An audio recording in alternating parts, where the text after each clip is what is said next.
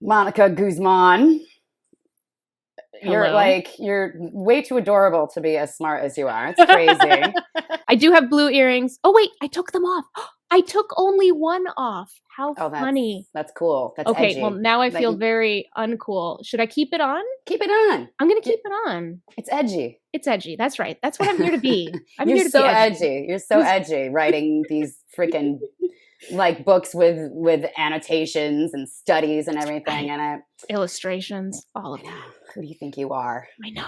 Couldn't you have just tweeted it? I could have. Would have been a lot easier. Would have been a lot easier. But instead, you sat down and wrote this book called I Never Thought of It That Way, which is all about this whole crazy thing going on with the left-right dichotomy in this country and the entire world. So when I heard about this, I'm like, this is awesome, because I genuinely do not identify as left or right at all. At all. It's just anathema to me. I can't subscribe wholly to one thing. I hate putting on labels on people. But people today seem very, very excited, very happy to put labels on themselves as liberal or conservative. So therefore, everybody I know them. I know that they're liberal or conservative because that's what they tell me. And I hate it because it's a natural way to be divisive. Yes. So I was very excited to read your book.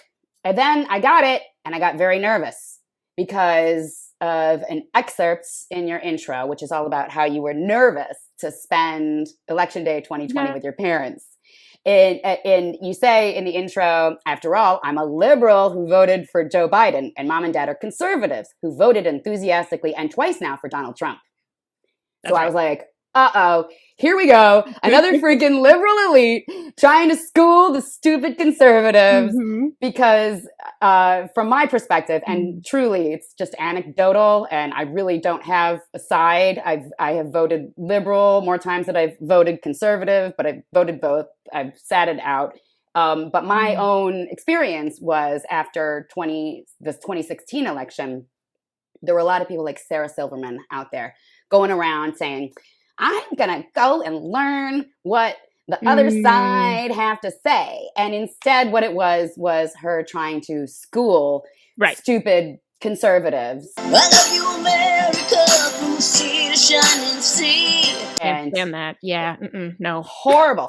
So I was like, oh, God, I can't believe I'm going to interview this girl and it's going to be a book of this, this kind of crap. And it was not. It was not at all. It was so great to see. I went out of my way to be like, how can I make sure that I see a lot of sides of this? This is what I'm trying to champion, that when we see things too flatly or in a binary and it's a complicated issue, we're not seeing it at all, right?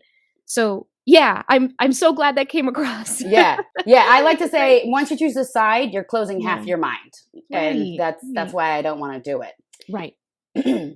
So I was very, very excited to see that you were not Sarah. Sarah Silverman actually should get a copy of this. I'm just aware of it now because of social media, and I was so package is on its way to her house. I don't think she'd listen. She'd listen, but we'll get to that. All right. So let's dive into this incredibly well-researched, documented book that you wrote. I never thought of it that way. You start out with sorting. Yes. So sorting is the very human process where we want to be around people who are like us. It's more comfortable. It makes for easier lives and more joyful ones in some ways. Feels good to be in the hive. It feels so good. It's the birds of a feather phenomenon, and it's perfectly human. When we're really stressed and anxious and afraid, it becomes almost a mandate. We don't want to be around people who disagree with us because that only makes an uncomfortable moment more uncomfortable. We want to be around people who agree with us. So that is sorting. I can't keep up. I said I can keep up. I mean, I moved to New York City to be around different kinds of people. That, I love getting new perspectives so I can grow and learn.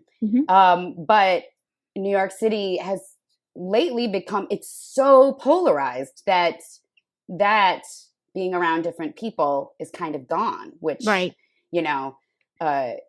me out. basically from first grade on, I was in New England.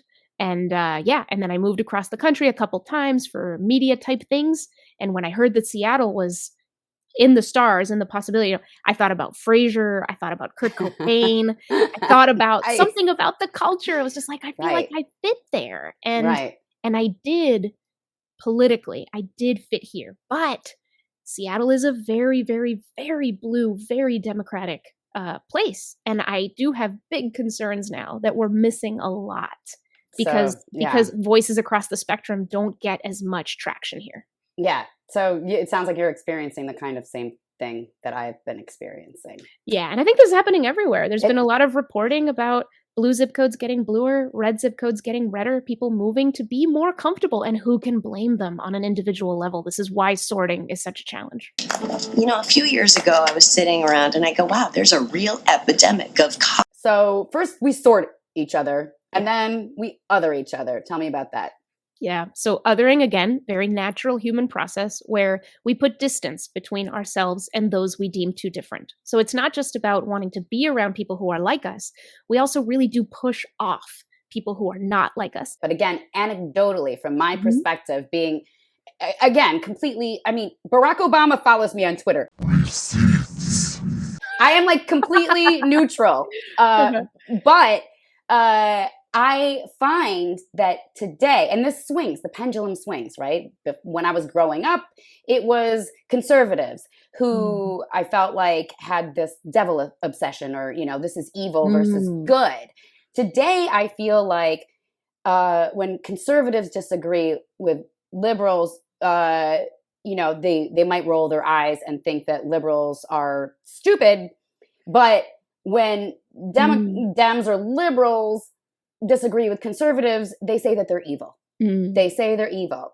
And how do you convince Sarah Silverman to listen to the other side when she's like, and I'm the big fat pieces of shit? I mean, there's like these words thrown around, since 2016 that, well before that, but it's become so pronounced since 2016 that one side is the devil and and I'm like, the rhetoric, my God, you're talking about your parents, you're talking about your neighbors, and you're